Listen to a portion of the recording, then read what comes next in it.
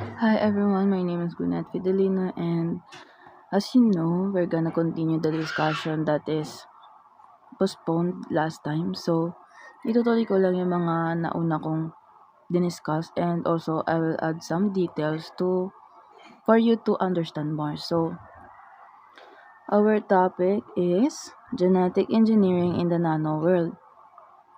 So, ang una kong diniscuss that time is genetic engineering. So, in our PPT rather, genetic engineering is also called genetic modification. It is a process that uses technology to alter an organism's DNA. So, ito yung process wherein scientists were allowed to use a certain intervention for them to edit edit the genes of an organism. And then we also have genome, wherein it is also stated there that it is the complete set of genes present in an organism. So, ano nga ba yung mga bumubuo sa genome? So, genome is composed of genes. So, genes is merong sari-sariling characteristic. For example, merong specific genes para sa colors ng eyes, para sa color ng skin, and also sa color ng hair. So, next in our PPT is types of genetic modification, wherein ang una dyan is gene editing. So, it is stated there that excuse me. It is stated there that it involves making specific changes to an organism's genetic sequence to customize its characteristics. So, ang binigay na example dito is making the strawberry sweeter.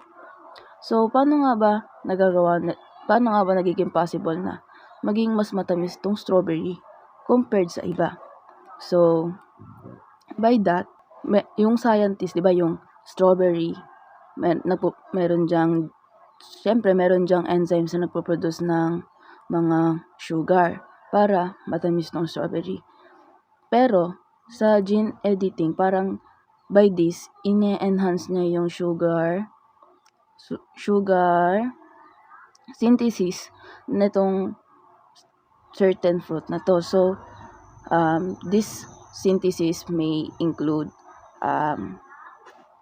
sucrose synthase or invertase. This is where they can increase the sugar production in the strawberry. So, by that, yung production ng enzymes, yung sugar production ng enzymes pala ng strawberry, parang nare-raise nito yung levels ng sugar dun sa fruit na yun, like glucose, fructose, and sucrose. So, next done is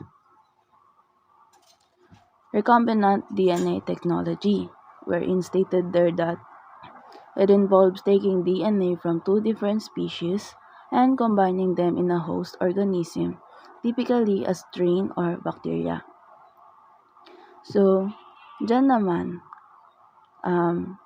diba, yung example pala dyan is bacterium produce human insulin. So, parang yung bacterium na yun,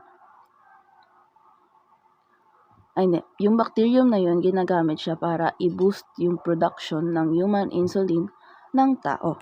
Wherein, yung bacteria na yun is called Escherichia coli, also called as E. coli. So, na-introduce yung bacteria na yun para i-boost yung human insulin, katulad ng ngayon sabi ko.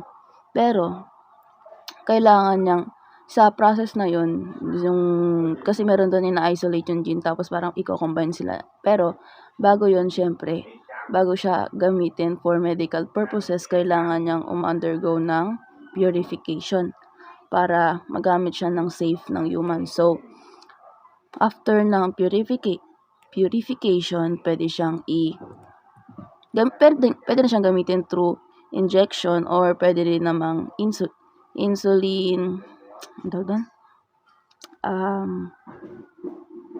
insulin pens para para magamit nila gano'n.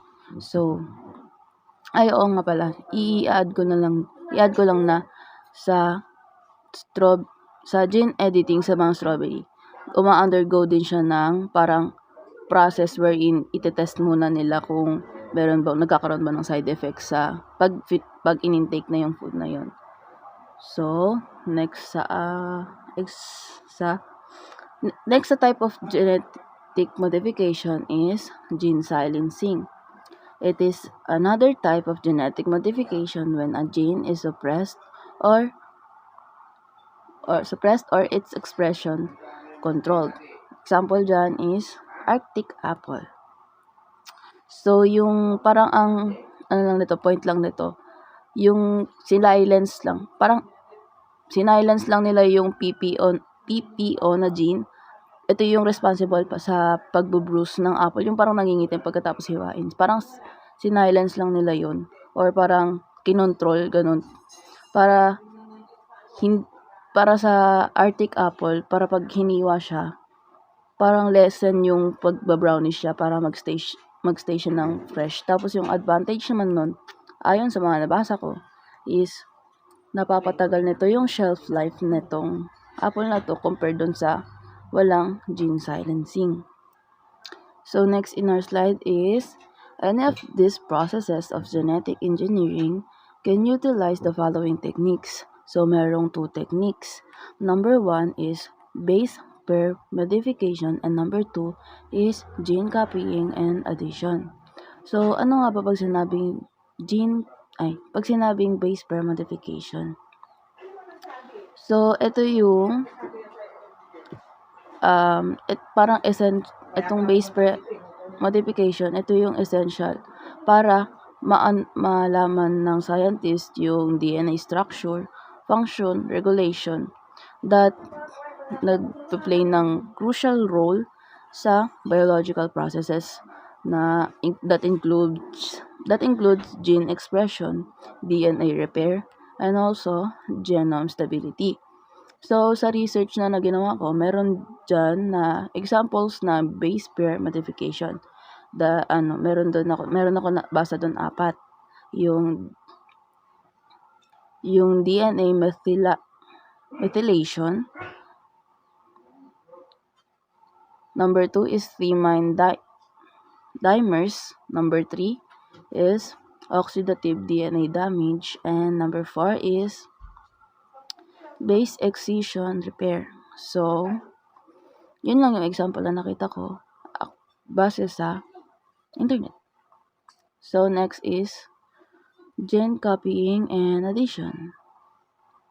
So, by the word itself, copying and addition, ito yung parang dito, parang merong kinakopy na gene. Parang merong kinakopy and merong, kasi magkaiba pag sinabing copy and addition. Yung copy parang dinoduplicate and also yung addition nagdadagdag. So, yun. So, etong dalawang to is parang essential tool para sa genetic engineering, para sa biotechnology, na pwede nating i-apply sa agriculture and also medical field. Pero, sa paggamit ito, syempre kailangan mas careful yung tao para to avoid some disadvantage. Next in our slide is,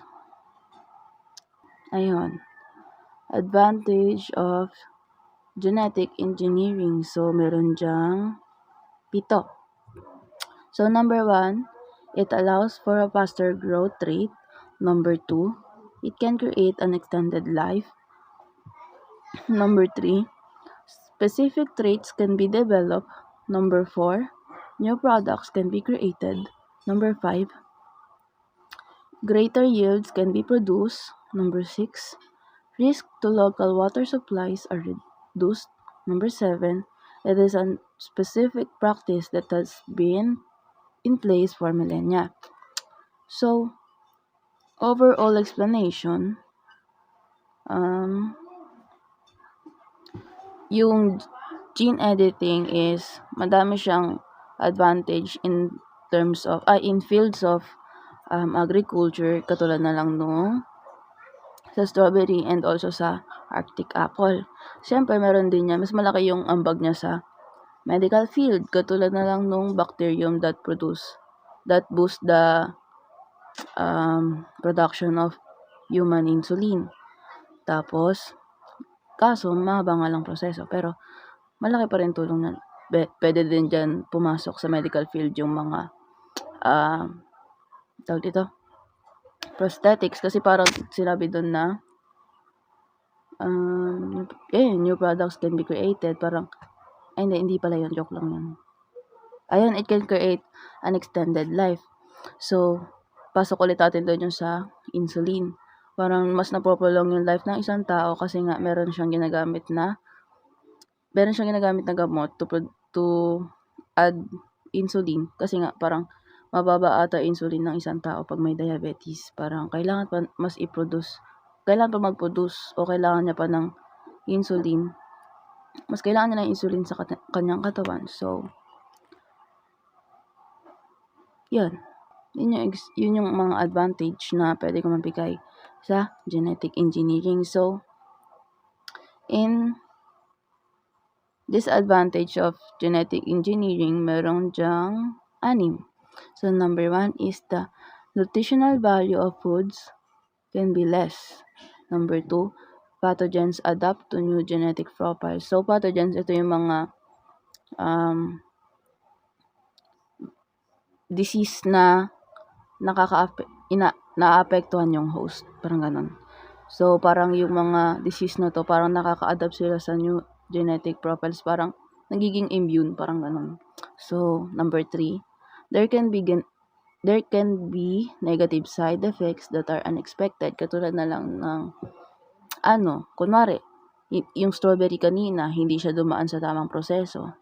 Doon, pwede silang magkaroon ng kunwari, complications, sabi na natin medical complications, ganun. Kung sakaling hindi siya dadaan sa tamang process kung sa verification, ganun. Tapos, number 4, the amount of diversity developed can be less favorable. Number 5, copyrighted genetic engineering can have costly consequences.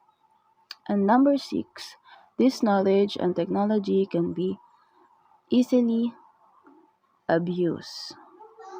So yun, hindi lang advantages ang pwedeng i-offer ng genetic engineering, and meron siyang, syempre akibat nun yung mga disadvantages, katulad na lang mga sinasabi kong medical complications if ever na hindi tama yung process na ginagawa, and also sabi na natin, ayan, so sabi dyan, katulad ng sinabi ko kanina, yung mga pathogens, ganun. So, yun lang. So much for that. So, our next topic is GMO, also called genetically modified organism, that will be discussed by Mr. Castillo. That's all. Goodbye. So, GMO or genetically modified organism. Ito po yung siya yung hayop or halaman or mga bacteria na ang DNA po is ginamitan ng engineering, genetically engineering techniques. Ayun po yun. Tapos, sabi dito is also referred to as transgenic.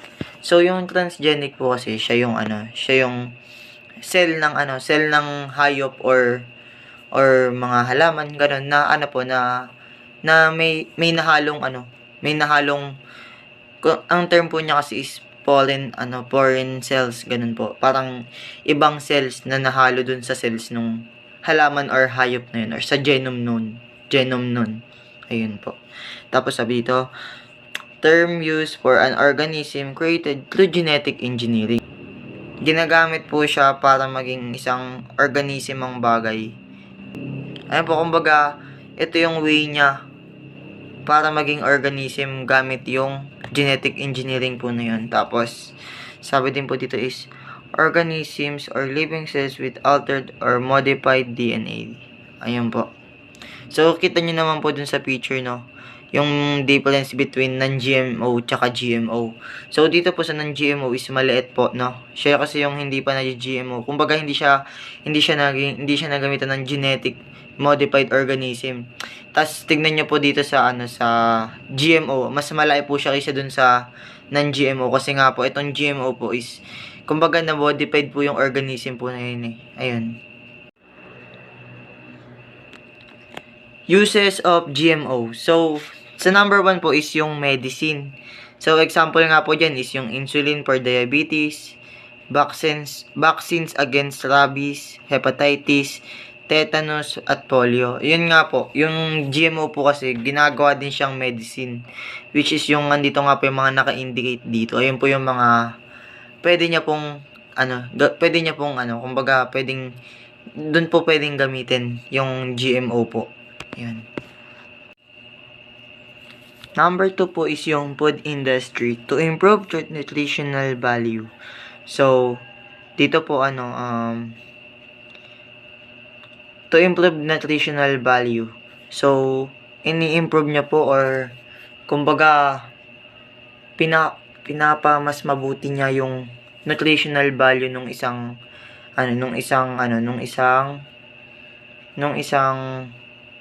product. Ayun po yung isang product. Kumbaga ini-improve niya nga po yung nutritional value nun. Mas mabuti niya. Tapos sunod po dun is yung bacteria, fungi, and cultured mammalian cells are used to mass product. Yun nga po, parang sa katulad lang po sa to improve yung nutritional value. Dito naman po yung bacteria niya, yung fungi, and cultured mammalian naman na cells. Ayun po yung ginagamit para po magawa yung product. Ayun, used to mass product. Ayun nga po. Next po, number 3 is yung agriculture. Transgenic plants. So, ayun nga po, no, yung sa kanina po, no, yung example po yun is yung maliit na, di ba po yung maliit na kamatis naging malaki. So, parang ayan lang din po yung parang, yung ibig sabihin po ng transgenic plants po na dito. Tapos yung sa herbicide tolerant po. Sinearch ko po kasi ito, ang lumabas po dito is yung yung ito pong herbicide tolerant ito. Kumbaga parang meron po siyang nakikreate na na enzyme. Yun po, enzyme po. Tapos yung enzyme po na yun is pinoprotect niya po yung plant na yun. Para po pinoprotect niya po yung plant na yun against sa herbicide. Ayun po. Tas insect resistant tsaka virus resistant. So pag-iisahin ko na lang po, yun nga po. Protection lang din po yun. Kumbaga pang-iwas lang din po. Ayun po. Next po is Bacillus thuringiensis. So ayun po is yung BT. Yun po is common cell bacterium. So yung common cell bacterium po na yun is kumbaga po siya, insects. Ayun na lang po, mas madali po siya as insects. Tapos ayun nga po, dito po yung insects as Lepidoptera larva, corn borer. So andito po sa picture na to, andun po siya. Ayan po yung, kumbaga, ayan po yung resulta niya. Ito po, picture na mas malapitan. Ayan po. Ayan po yung itsura niya sa mas common po na picture. Ayan po. Ayan po yung Lepidoptera larva. So, yun nga po yung BT po is po siya, bacteria. Ayan po. Next po is yung issues and concern. Possible effects on non-target organism. So, yun nga po, ang possible na naapektuhan niya is yung non-target organism. Ano po ba yung non-target organism? Ito po yung any species that are not the direct target on the transgenic crop. So, ayun po yun. Tapos, yung next dun is including indigenous crops and wild relatives. So, ayan nga po, yung mga indigenous crops and wild relative, kasali din po yun dun sa sa effect na sa pwedeng maapektuhan. Tapos Dito po is yung formation of resistant insects and organism. So, ayun po, formation lang siya ng ng resistant dun sa insects and organisms. Tas possible formation of human disease. Ayun po, pwede din siyang pagkuhanan ng sakit ng sa tao yun, human disease.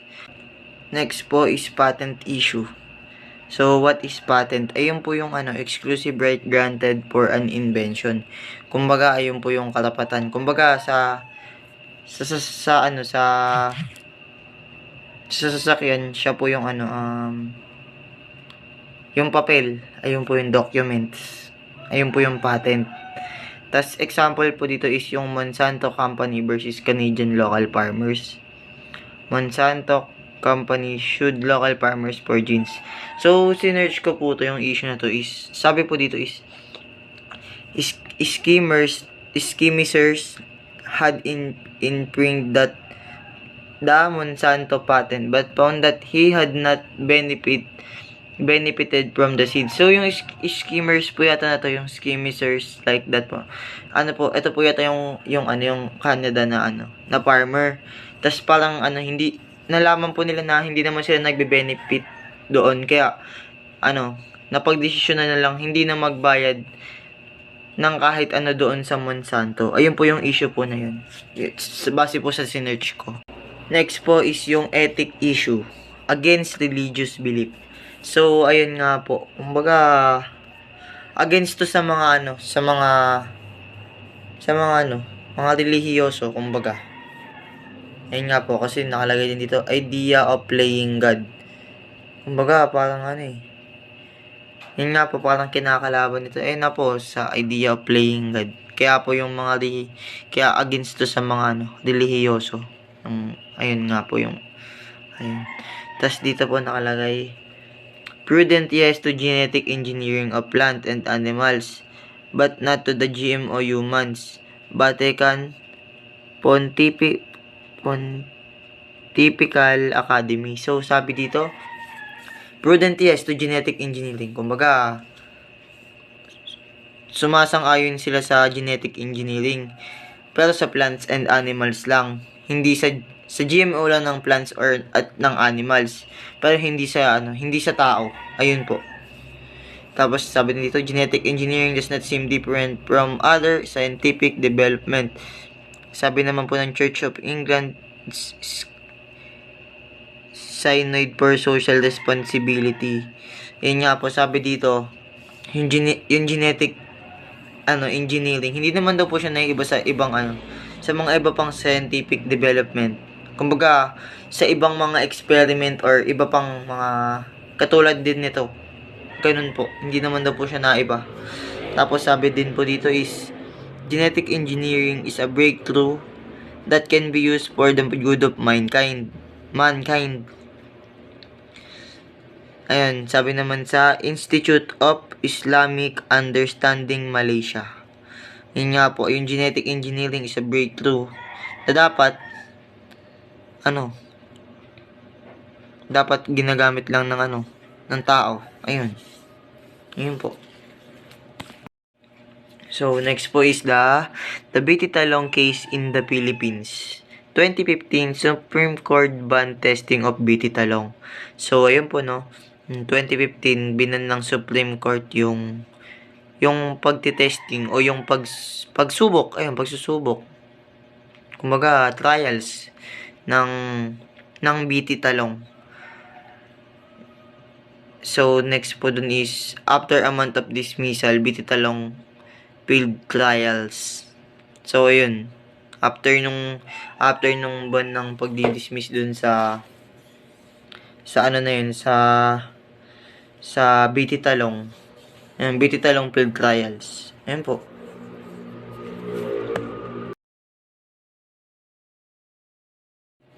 Next po is yung policies and guidelines. Sa US po, yung mga nila is yung USDA or US Department of Agriculture, FDA or Food and Drug Administration, EPA or US Environment Protection Agency.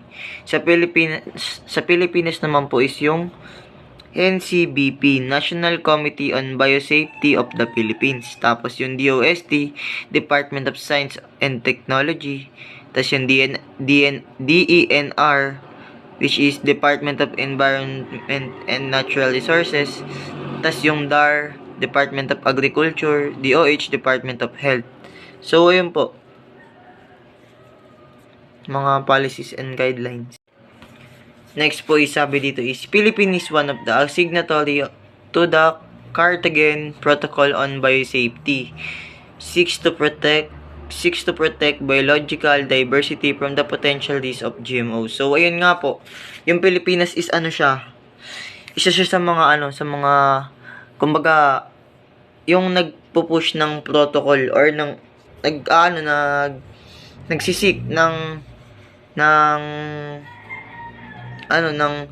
para maprotektahan yung mga potential na o mga kaakibat na balakid kumbaga ng GMOs. Ayun po.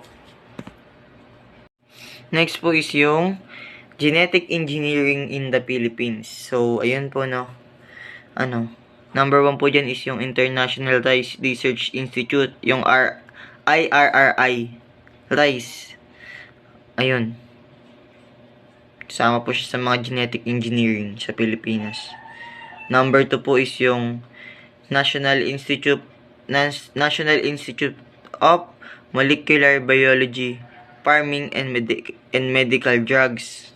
Tapos yung 3 po is yung Institute of Breeding, Plants, Rice, and Crop. Ayun po.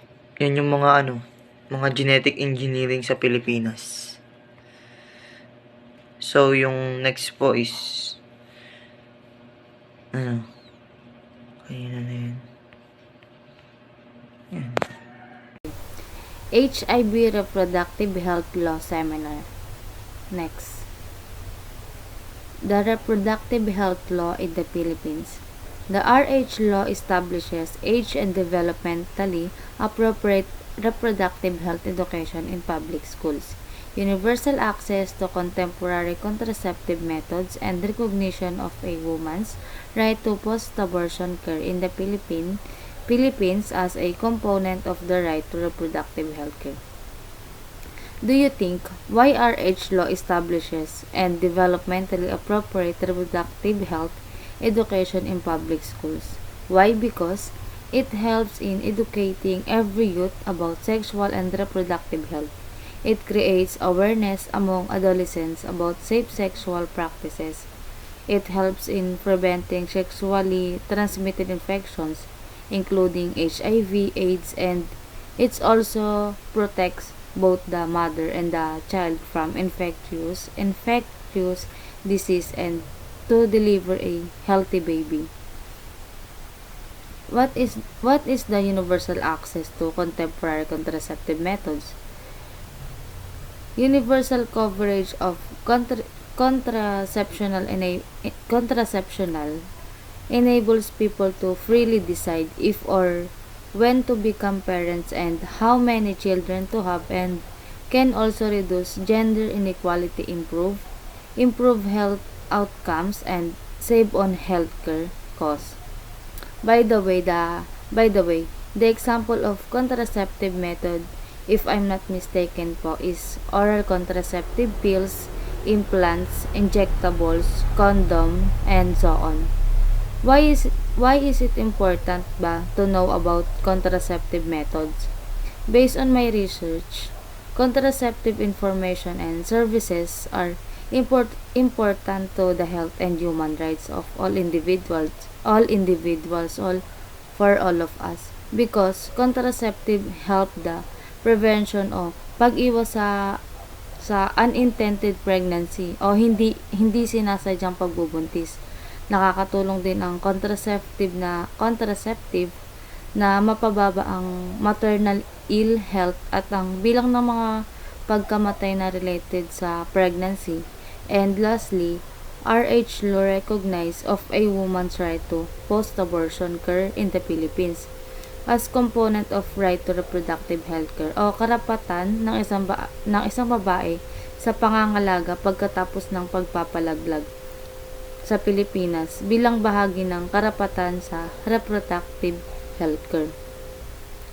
Republic Act No. 10354, otherwise known as the Reproductive Parenthood and Reproductive Health Act of 2012 or RPRH Act, is a Philippine law that provided universal access to methods on contraception, fertility control, sexual education, and maternal care in the Philippines. In this Republic Act saying, no person shall be denied information and access to family planning services, whether natural or artificial, provided that minors will not be allowed access to modern methods of family planning without written consent from their parents or guardians, except na lang when the minor is already a parent or has had a miscarriage. Next. Implementing Philippines RH Bill is the responsibility of several government initiatives, such as the Department of Health. Example is family planning. Family planning refers to a program which enable couples and individuals to decide freely and responsibly sa bilang at pagitan ng kanilang mga anak. For example nito, 'di ba may mga nanay na nagtitake ng contraceptive para hindi mo na mabuntis o masundan agad yung anak nila. And although family planning help to have the information and means to carry out their decisions and to have informed choice and access to broad range of medically safe, legal, and effective family. Next. I be specific in this part. Gaya naman ng sabi dito, DepEd teaches the following to adolescents: values formation, sexuality, kinds of abuse, responsible teenage behavior, and even responsible parenthood. And why DepEd need to teach that to adolescents? Teach that to adolescents is help youth acquire the competencies that set them on a path toward healthy outcomes in adulthood. Next is the local government units, responsible for upgrading its local hospital and equipment and personnel as deemed necessary by its local health office, distributing and monitoring family planning supplies from DOH to their specific jurisdiction. Sa madaling salita, nangangahulugan na ang mga LGU ay may pananagutan sa pagbibigay ng mga serbisyo sa pangangalaga sa pangkalusugan sa kanilang mga nasasakupan. As such, LGUs play a critical role in ensuring that their communities have access to essential medicines. Next is the FDA. Excuse me. FDA is responsible to monitor and regulate the flow of food, drugs, cosmetics, medical devices, and household hazardous waste in the Philippines. Why the FDA need to monitor and regulate the flow of food, drugs, cosmetic, medical devices, and household hazardous waste in the Philippines? Upang magarantiya ang kaligtasan, kalidad, efficacy, bisa ng mga produktong pangkalusugan upang maprotektahan and promote the right to health of the general public. That is the responsible of FDA.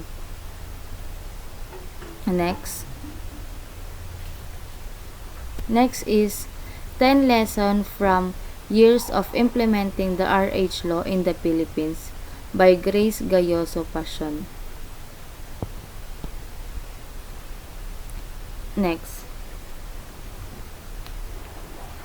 Next is 1.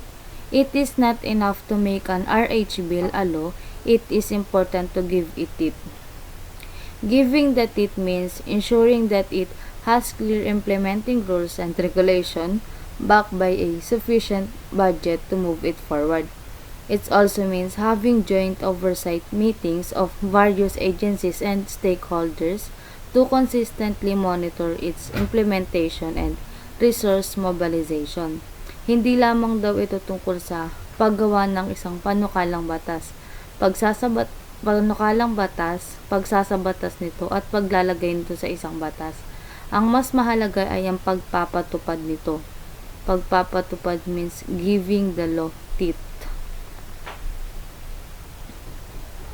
2 is, an RH law is nothing without consistent, adequate funding. Government leaders, both at the national and local levels, may verbally support a law, but there needs to be funding for implementation. The national government should give clear instruction to the Ministry of Budget or Finance to allocate on an annual basis adequate funding for the law and if possible create a multi-year costed implementation plan for family planning initiatives.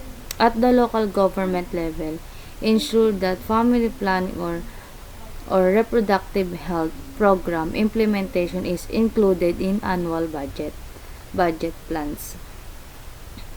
Next is wisely spending the budget allocated for family planning or reproductive health provides indisputable evidence to continue funding and implementing the law.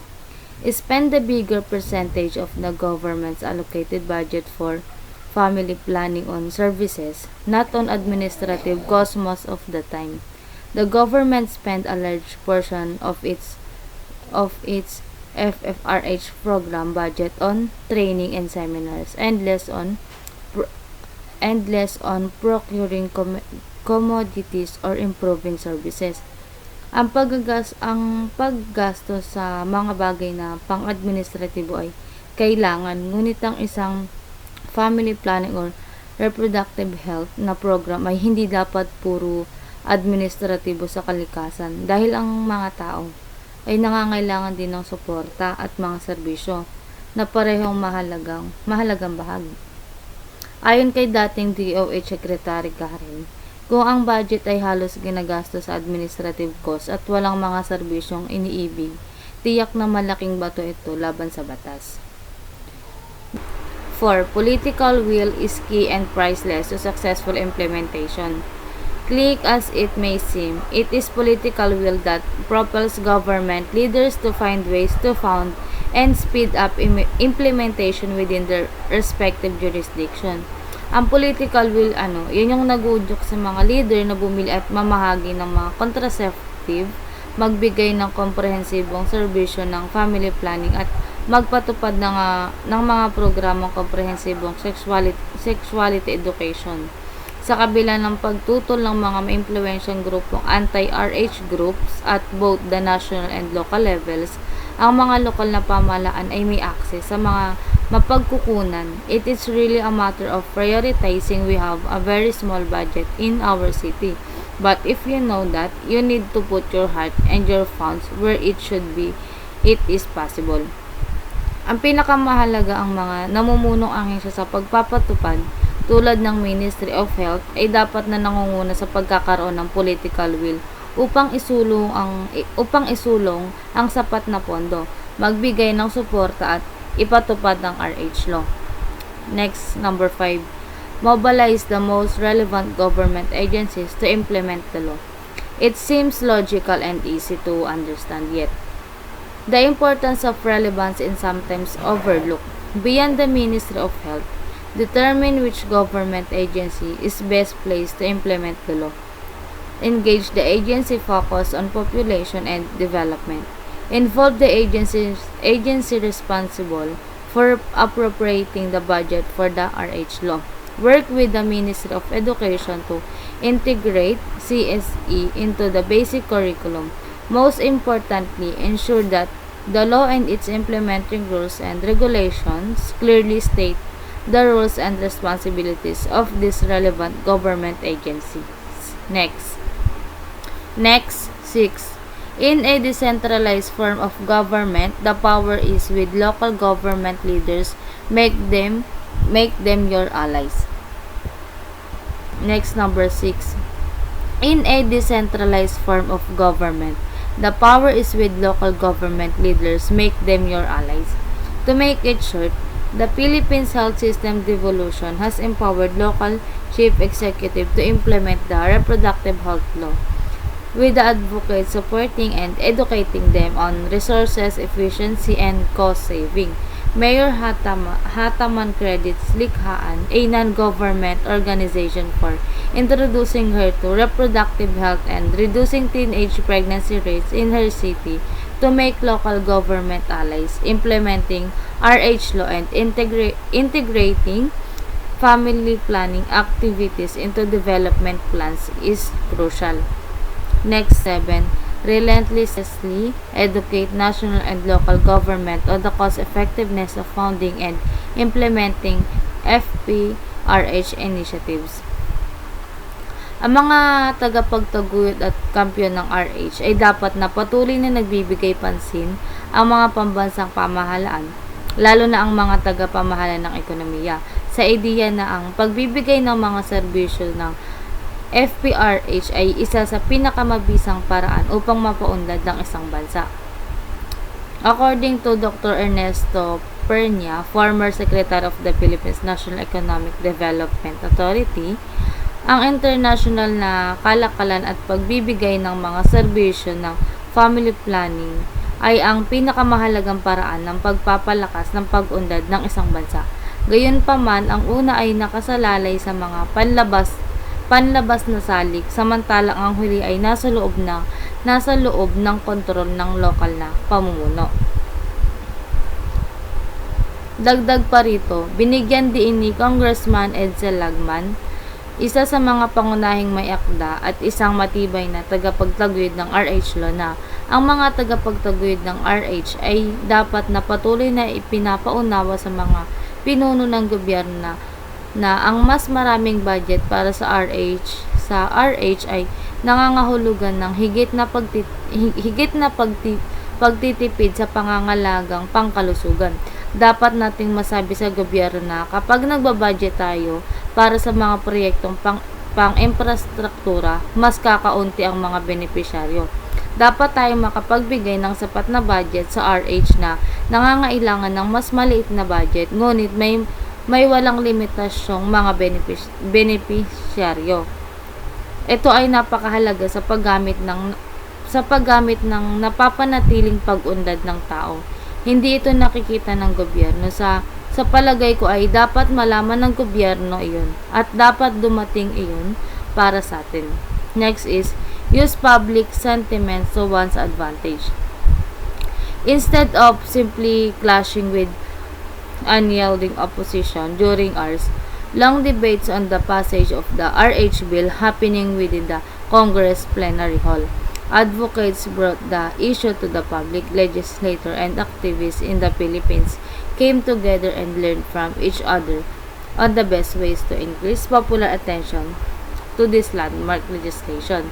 Once the public consciousness was raised, support for the issue increased, further putting pressure on the government and the opposition. Senator Pia Cayetano, one of the proponents of the RH bill, said, "Strong political will and a solid partnership with civil society are vital in profiling progressive legislation." Next is number 9. Know who is for you and against you. Work with those who are for you. Make them your ally. Learn from each other. Share resources and strategies together to make breakthrough. Do not underestimate the opposition. They will always find loopholes to subvert the new law. Know them well. Always be prepared by doing research and creating solid evidence-based arguments in favor of your position. Present your stance to legislation willing to listen, not to unyielding, dogmatic opposition.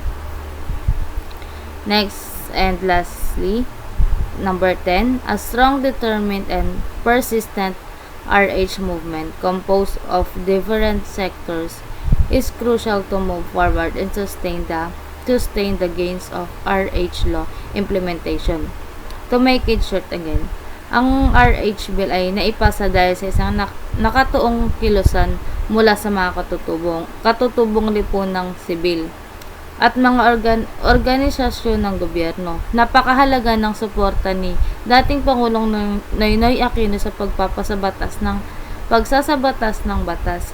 Sa kabila ng mga pinababang budget, pinataas ng mga hakbangin ng FPRH ang paggamit ng pagpaplano ng pamilya mula 4 na milyong gumagamit noong 2013 hanggang 7.9 milyong gumagamit noong 2021. Ang tagumpay ng RH Bill ay iniuugnay sa dedikasyon ng mga manggagawang pangkalusugang, voluntaryo at mga kasyoso sa lokal na pamahalaan. And that's all. Thank you for listening. So, hi. Ay, meron yung Baguio. And my part is the nano world. So, nanoscience and nanotechnology. Nanoscience and nanotechnology represent an expanding research area which involves structures, devices, and systems with novel properties and function due to the arrangement of their atoms. So, yung nanoscience and nanotechnology ay about lang siya sa pag-aaral. Okay naman pag-develop ng mga bagay na sobrang liit lang like structures, devices, gadgets, systems, or etc. na atom size lang. And then next, what is nanoscience and nanotech? Nanoscience is a coverage of physics, materials, science, and biology which deal with molecular skills, while nanotechnology is the ability to observe, measure, manipulate, assemble, control, and manufacture. So yung nanoscience is parang pagsama-sama lang siya ng physics, material science, biology para pag-aralan yung mga bagay na maliit lang. While yung nanotech naman ito naman yung kayang mag-control, mag-observe, sumukat o mag-manipulate at gawin yung mga bagay na maliliit lang. So next, the prefix nano is referred to a Greek prefix meaning dwarf or something very small and depicts 1,000 million of the Earth. So yung prefix daw ng nano ay galing sa Greek at ang ibig sabihin ay dwarf or something small or very small. So next, nanotechnology. Nanotechnology contribute to almost every field of science including physics, materials, and engineering. So, nanotechnology nakakatulong sa every field of science. The next, nanoscience. Nanoscience is study of matter at the nanoscale dimension between approximately the So, yun nga. Ito nga, sabi ko yung nanoscience is pag-aaral lang siya ng bagay na sobrang, sabi nga dito, dimension between approximately than the width of a human hair. So, halos parang katulad lang daw ng kapal ng buhok ng tao. Yung nanoscience. Nanohistory. Nanoparticles and structures have been used by humans in 4th century by the Roman which demonstrate of the world. Most interesting example of nanotechnology in the ancient world. Nanotechnology concept introduced in 1959 by Richard Feynman. Nori Taniguchi, a Japanese scientist, was the first to use and define the term nanotech in 1974. So, nung 4th century, may mga Roman na daw na gumagamit na pala ng mga ano sabi dito, 4th nanotechnology nung nanoparticles and structures. And then si Richard Feynman naman daw yung nag-introduce ng concept na nanotechnology noong 1959. Parang siya yung nag-suggest na pwedeng gumawa ng mga bagay na yun nga, yung maliit na sukat. Then si Norio Taniguchi, isa siyang Hapon. Kumbaga parang siya yung unang nagbigay kahulugan sa term ng nanotech. or nanotechnology.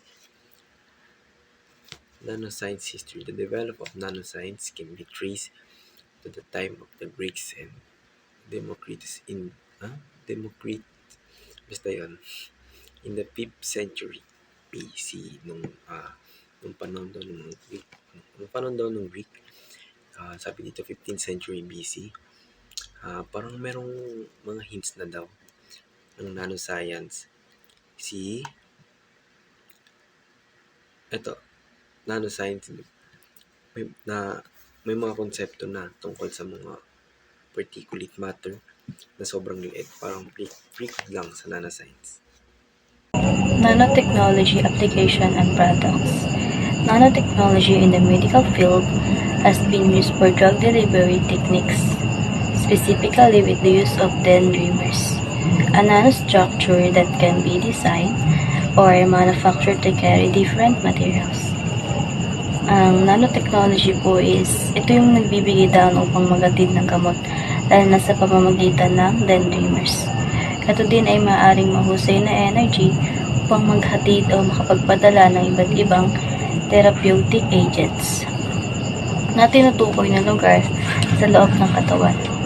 Example na lang dito is, ang mga dendrimers ay ginagamit upang mapabuti ang paghatid ng gamot sa chemotherapy na napipigilan din ang mga side effect nito. Next po is a study by David Root and Jide Boyd in 2017. The use of gold nanoshell. Noong taong 2017 po is nagsagawa sina David Root at Jide Boyd ang isa sa mga pag-aaral na nagpapakita ng paggamit ng gold nanoshell na nagpapakita ng kanilang pangako sa pagpapabuti ng therapy sa sakit na cancer. Sa maayos na paghahatid ng gamot, dito din pinagsasama-sama ang mga chemistry, physics, at medicine sa pangkasalukuyang panahon upang labanan ng mga urgent health care issues. CNDS or carbon nanotubes. Ito naman po is yung maliliit tapos matibay na tubo na nagpapasa ng kuryente. Ginagamit din ito sa electronic, aeroscape, tulad ng pagpapalakas ng mga racket ng tennis at nagpapabuti ng effectiveness ng solar cell. Nanofilms. Ito naman ay napakapinong layer ng mga materials ng nanoscale. Ginagamit ito sa pangangalaga ng kalusugan para sa paghahatid ng gamot sa electronic para sa flexible na screen, tulad ng pag-imbento ng malinaw na touch-sensitive na pelikula para sa aparato. Next is, what is nanotechnology? Faster kinds of computer, more efficient power sources, and life-saving medical treatments. Dito naman, nagpapakita ito ng malaking potensyal ng pag-unlad sa nanotechnologies na nagbibigay daan sa mas pinabilis ng computer, matipid na solusyon sa energy, at mas binabuting pangangalaga sa kalusugan. So, kapag nagkaroon tayo ng ganitong advanced na technology, hindi na tayo mahihirapan or hindi na tayo matataranta kapag may mga urgent na kunwari ay nga yung cancer, mas mapapadali na nito ang paggaling or paggamot sa nasabing sakit na ito. Good day, ma'am. Good day, classmates. I am Soriana General JSP, and my topic is all about benefits and concern using nanotechnology. Our first topic is electronic and information technology. The benefits of it is first is miniaturization of devices. Nanotechnology enables the development of smaller, more efficient, and powerful devices. This could lead to computers and mobile devices becoming faster, having more storage capacity, and consuming less power. Second, improved performance. Electronic components made using nanotechnology can perform better due to enhanced electrical properties of nanomaterials. Last is new capabilities.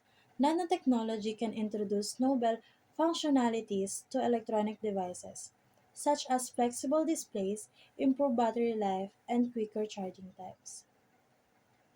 concern about electronics and information technology. The first is manufacturing complexity. The precision required in a nanoscale manufacturing might increase production cost and complexities. Second is environmental impact. Nano waste or discarded nanomaterials could pose disposal and recycling challenges. Our second topic is air pollution. The benefits of nanomaterials through air pollution. First is pollution control. Nanotechnology can offer more effective solutions for air purifications, such as a filter capable of capturing nanoparticles or converting harmful gases into less toxic substances. The second is sensors for detection. Nanosensors can detect pollutants at very low concentration, helping in monitoring and controlling air quality. The concerns about pollutions. For nanopollutants, certain nano-constructed materials might themselves become pollutants, acting as a new source of air contamination. Our last topic is diseases. The benefits of diseases. First is targeted drug delivery. Nanoparticles can be engineered to deliver drug directly to the disease cells, minimizing side effects and improving treatment efficiency. Second is diagnosis advances. Nanotechnology can improve the sensitivity and speed of diagnostics tests, potentially enabling early detection of diseases at molecular level. Our last is generative medicine. Nanomaterials can support tissue engineering and regenerative medicine, offering new treatments for various injuries and diseases. The concern about diseases is toxicity. The biological impact of nanoparticles is not fully understood. Some might accumulate in the body and potentially cause adverse effects. Second is resistance.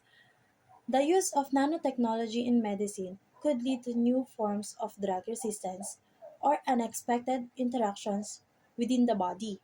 The last is access and equity.